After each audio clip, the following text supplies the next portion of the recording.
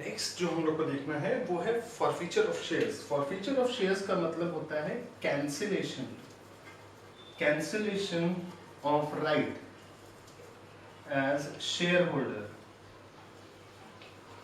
ठीक है, forfeiture of share का मतलब होता है कि जब भी कोई शेयर होल्डर परपिचुअली कॉन्टिन्यूसली, कंपनी पैसा मांग रही है मगर शेयर का कॉल का पैसा मांग रही है, मगर कोई शेयर होल्डर कॉन्टिन्यूसली डिफॉल्ट कर रहा है, तो ऐसे केस में कंपनी के पास राइट होता है कि वो ऐसे शेयर होल्डर्स जो कॉन्टिन्यूस डिफॉल्ट कर रहे हैं वो बोर्ड ऑफ डायरेक्टर्स की मीटिंग में ऐसे शेयर होल्डर्स के राइट्स को कैंसिल आउट कर दे। तो इस cancellation of share holding right को हम लोग कहते हैं फॉरफीचर ऑफ शेयर्स। मतलब अब से वो लोग हमारे शेयर होल्डर्स नहीं होते। अब सवाल उठता है सर ठीक है, किसी कंपनी ने किसी शेयर होल्डर ने हमको पैसा नहीं दिया, मगर जो पैसा उसने दिया था उसका क्या होगा?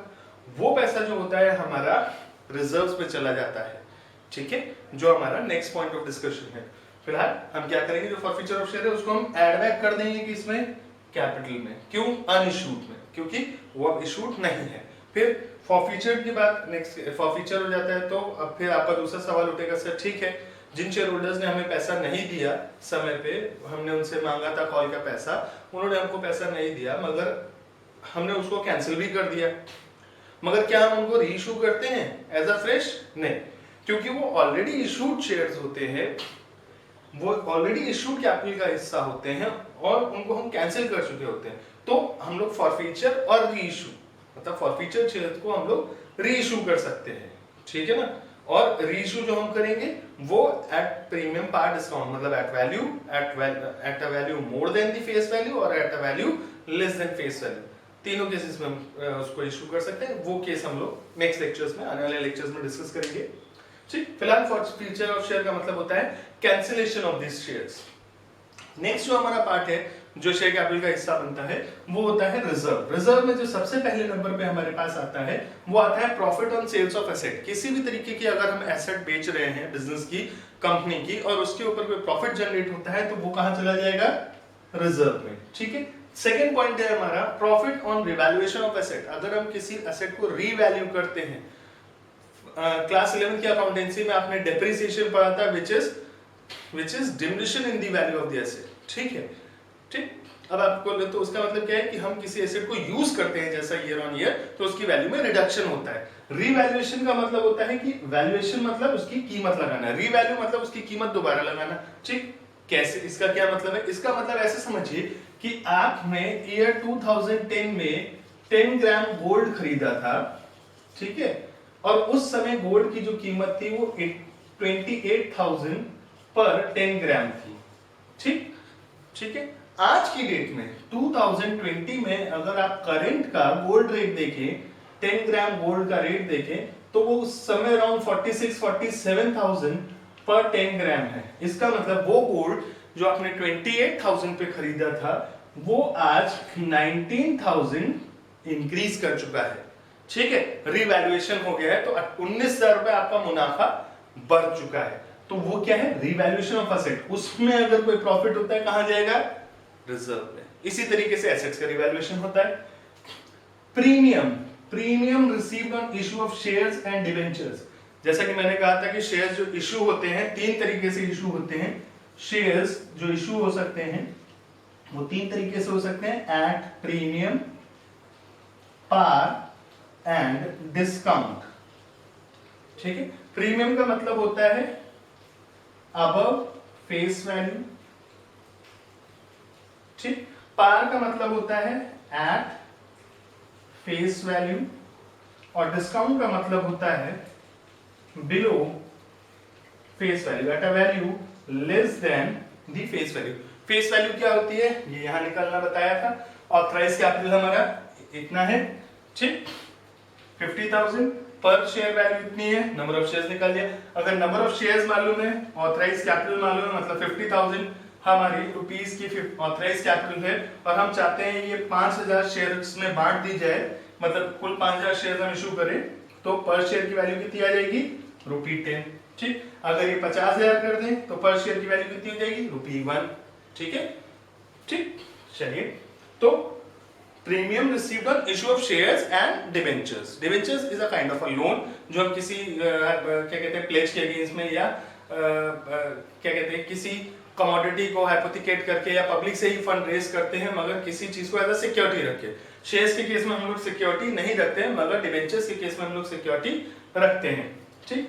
Profit on redemption of debentures. Debentures क्या होता है? हमारे तरीके का लोन होता है, डेट होता है, उसको वापस करने में प्रॉफिट। वो कैसे होगा प्रॉफिट, आगे का डिस्कशन है, अभी इसमें जाएंगे तो काफी कंफ्यूजन हो जाएगा। फिलहाल के लिए समझ लीजिए कि जब डिबेंचर्स को हम वापस करते हैं लोन को, ये समझ लीजिए कि आप लोन का प्री पेमेंट करते हैं अगर, तो आपको किस्तों पे ब्याज कम देना पड़ता है ना? तो वो जो ब्याज आपने बचा लिया, जो नहीं दिया, वो आपका क्या हो जाएगा? एक तरीके से प्रॉफिट हो गया। ठीक। Profit earned prior to incorporation, मतलब बिजनेस के रजिस्टर होने से पहले आपने काम शुरू कर दिया था। भाई देखिए, हमेशा ऐसा होता है कि आपने एक बिजनेस शुरू किया, लीगल फॉर्मेलिटीज होने में, उनका अपना प्रोसीजर होने में टाइम लगता है, मगर आप इसके लिए अपना मेन कोर ऑपरेशन तो प्रोडक्शन और वो सब तो नहीं रोक देते, सेल्स आप करते रहते हो। ठीक है, कंपनी फॉर्म हो जाएगी, भाई आरओसी जाएगा, तमाम प्रोसीजर्स होंगे, वो होते रहेंगे साइड बाय साइड, तब तक हम अपना प्रोडक्शन कर रहे हैं तो हम सेल भी करेंगे तो प्रॉफिट भी जनरेट होगा। मगर ये प्रॉफिट हमारा डे ऑफ इनकॉर्पोरेशन, जिस दिन हमको लेटर मिला कि हमारी कंपनी रजिस्टर होगी, उससे पहले होगा। तो वो सारा प्रॉफिट जो इनकॉर्पोरेशन रजिस्ट्रेशन का सर्टिफिकेट मिलने से पहले होगा, वो कहां जाएगा? रिजर्व में। ठीक। And profit on forfeiture and re issue of shares, ये पॉइंट हमने यहां देखा था।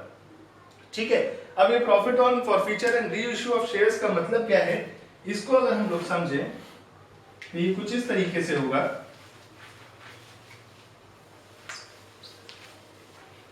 कि फर्ज कीजिए कि एक शेयर था 10 रुपए का। ठीक है, इस पे कंपनी ने 5 रुपए कॉल कर लिए थे। ठीक है, और ये पेड थे। ठीक। फिर कंपनी ने इसके बैलेंस 5 रुपए कॉल किए, ये अनपेड हो गए। कंपनी ने बार बार शेयर होल्डर से बोला कि भैया हमको ये शेयर का पैसा आप पे कर दो। ठीक है, बार बार कंपनी ने बोला कि हमको ये शेयर का पैसा पे कर दो, और शेयर होल्डर ने पे नहीं किया। तो फाइनली कंपनी ने क्या डिसाइड किया कि इस शेयर होल्डर के शेयर को हम क्या कर देंगे? फॉरफीट कर देंगे या कैंसिल कर देंगे। ठीक, कंपनी ने कैंसिल कर दिया। अब क्या कहा था मैंने कि फॉरफिटेड पैसा कंपनी भी वापस नहीं करती है। तो ये जो 5 रुपए उस शेयर होल्डर से हमें ऑलरेडी मिल गए थे, यह कहां आ जाते हैं? रिजर्व में। This is profit on forfeiture of share. अब क्या हुआ? कंपनी ने यही शेयर दोबारा दूसरे शेयर होल्डर को, ठीक है, दूसरे शेयर होल्डर को एट प्रीमियम अगर इश्यू कर दिया, मतलब 10 रुपए का शेयर 12 रुपए में उस नए शेयर होल्डर को दे दिया, तो कंपनी को क्या फायदा हुआ?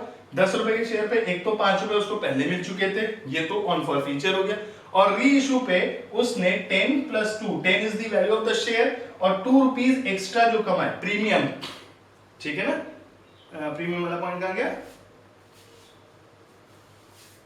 चलिए, प्रीमियम जो है वो यहाँ पे हमारा री इशू पे दिया, एडिशनल वैल्यू जो मिली वो हमने ऐड बैक कर ली। तो ये जो 2 रुपए एक्स्ट्रा कमाया वो री इशू पे हमें मिला था, तो ये 2 रुपए री इशू वाला, ये भी कहां जाएगा? यहीं पे आ जाएगा। ये premium received on issue of shares, ये नॉर्मल केस में है।